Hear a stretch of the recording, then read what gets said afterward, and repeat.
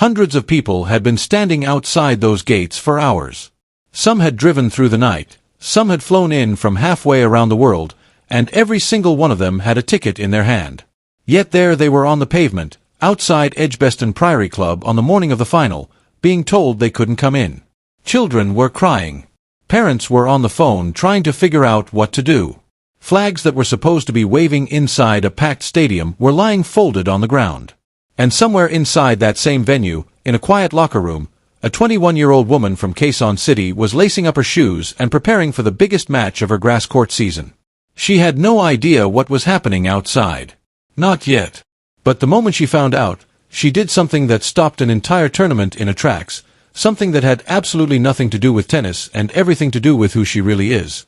Let's go back to the beginning, because this story didn't start on the morning of the final.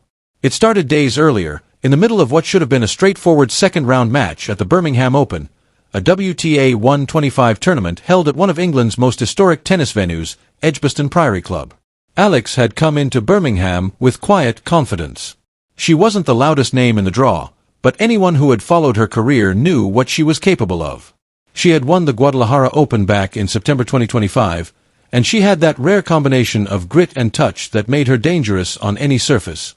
Grass was a question mark for some, but not for the people who believed in her. And the people who believed in her, they showed up. They always show up. Filipino fans in England don't just attend tennis matches. They organize.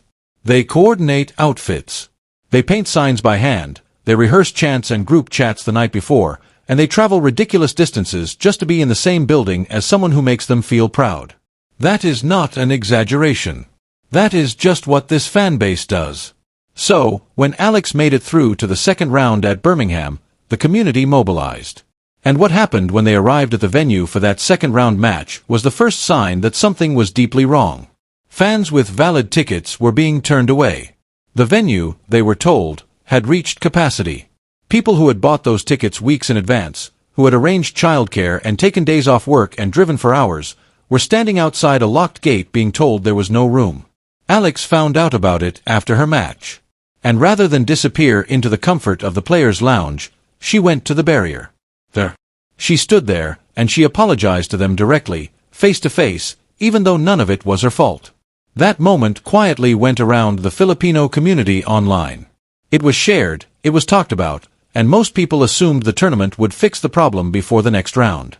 They didn't. Fast forward to June 7, 2026. The morning of the final. Alex had come through 4 matches, survived 2 rain delays, and beaten Rebecca Marino in a tough semi-final, 6-2, 4-6, 6-3, to reach the championship match. She was the top seed. She was in form. The sun had finally come out over Birmingham after days of gray skies, and it genuinely felt like the moment was setting itself up perfectly. Filipino fans across the United Kingdom had been planning this day for weeks. Some had been planning it since Alex booked her semi-final spot and stood at the net and said those 2 words directly to them. Makita Kao, SA, final. See you in the final. That wasn't just a throwaway comment. That was a promise. And the community took it as one. Grandparents who hadn't attended a sporting event in years were coming. Families from Scotland had driven through the night. WFWs who happened to be in Europe for work had rerouted their travel plans. People had flown in from Manila, from Dubai, from Singapore, carrying flags and signs and enough collective emotion to fill a stadium 3 times over. They had their tickets. They had made their plans. They arrived at Edgbaston Priory Club hours before the final was scheduled to begin, full of anticipation, dressed in their colors ready. And they found the gates locked.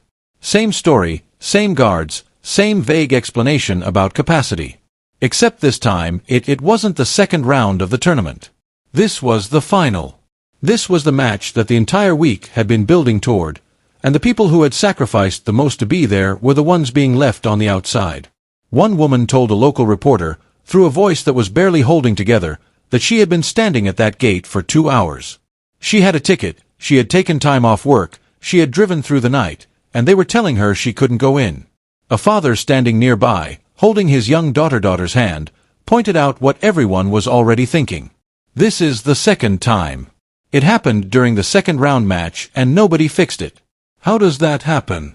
How do you watch something go wrong once and then let it go wrong again on the biggest day of the tournament? The security guard said nothing. Tournament officials came out briefly, offered language that amounted to essentially nothing, and went back inside. Some fans sat down on the pavement, some started walking back toward the train station. Others pulled out their phones and started recording, not to go viral, just to document, because they had learned that without evidence, nothing gets taken seriously. The hashtag #LetUsInBirmingham started spreading. Videos were being shared across Filipino community groups in the UK, across social media in the Philippines, across every corner of the diaspora where someone had a cousin or a friend or a family member who is supposed to be inside that stadium right now. But the story was about to change completely, because at 12:30 in the afternoon, inside the players' lounge at Edgbaston Priory Club, a phone buzzed. It belonged to Alex's manager. She read the message, and the color left her face. She walked over to where Alex was sitting, focused and calm, going through her pre-match routine with her coach and physio. She knelt down, she whispered, and in about 10 seconds, everything in Alex's expression shifted. The focus didn't disappear exactly, but it changed shape. It became something sharper, something with an edge to it. She asked one question. How many? Her manager didn't have an exact number yet. Hundreds, maybe more. The tournament was still trying to figure out the full picture. Ticket holders. Same situation as before. Alex stood up. Her coach reached out to stop her, to remind her that the final was hours away, that she needed to stay in the zone, that there were protocols for this sort of thing. She shook him off gently, but clearly. She said she needed to see them, not her team, not tournament officials, them, her fans. Her coach tried. Again. The final was coming. She turned and looked at him, calm as anything, and said it again. I need to see them. There was no negotiation in her voice. Not rudeness, just certainty.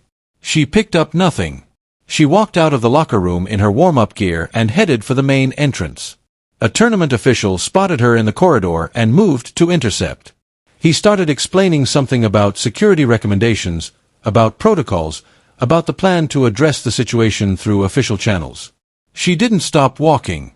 She said, I don't care what security recommends. My fans came to see me. They deserve to see me. The official stepped aside. Outside the gates, the mood had settled into a kind of exhausted grief. The shouting had given way to quiet. People were sitting on curbs, on bollards, on the pavement itself. Flags that should have been raised in celebration were resting against knees and shoulders. And then someone near the front of the crowd looked up and said her name. Not shouted it, just said it, the way you say someone's name when you can't quite believe what you're seeing. Alex. And then it spread backward through the crowd like a wave. She was at the barrier, still in warm-up gear, no racket, no entourage, just her. She scanned the crowd and her eyes moved across faces, across flags, across the signs that kids had made at home and carried for hours. And she said, I'm so sorry. That was it, just those 3 words first, and somehow they carried everything. A girl near the front, young, maybe 8 or 9, holding a hand-painted sign that said Alex, you make us proud, started crying. Not the crying of disappointment, but the crying you do when someone finally sees you. Alex reached through the barrier as far as she could, and she said one word to that girl. Laban. The girl whispered it back. Laban. And Alex made a decision. You could see it happen. Not a grand theatrical moment, just a quiet internal shift, the kind that comes right before someone does something they know they have to do regardless of what anyone else thinks. She turned to face the crowd fully.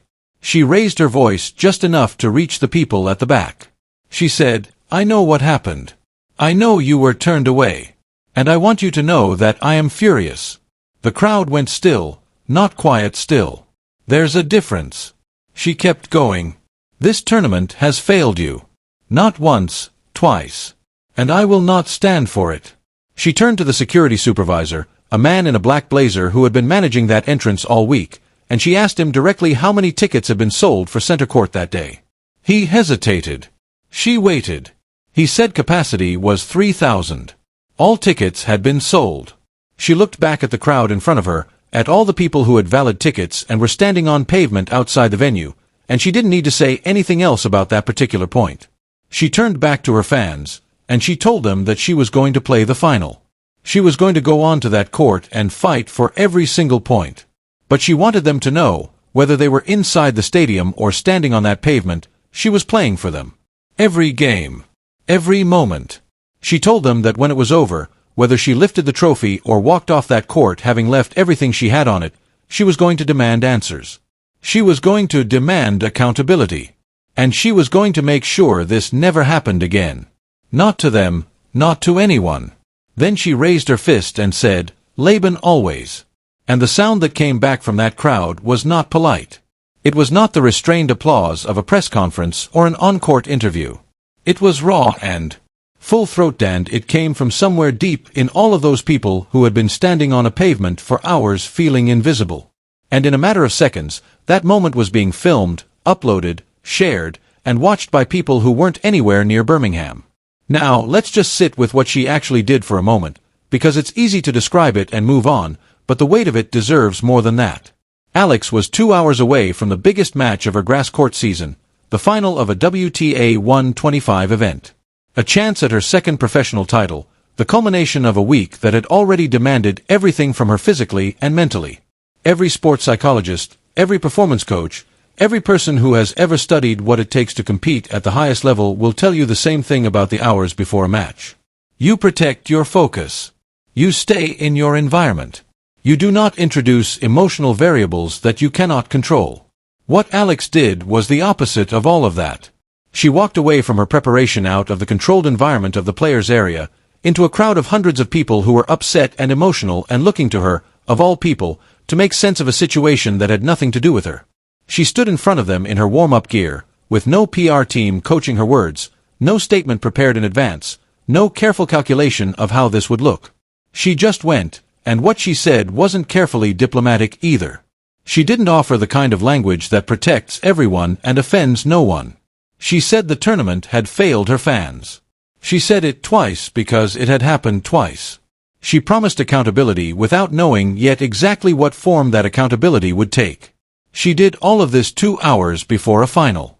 That is not a calculated brand move. That is not someone checking a box. That is a person who looked at a crowd of people who had crossed oceans and emptied savings accounts and driven through the night to support her, and decided that no match, no matter how important,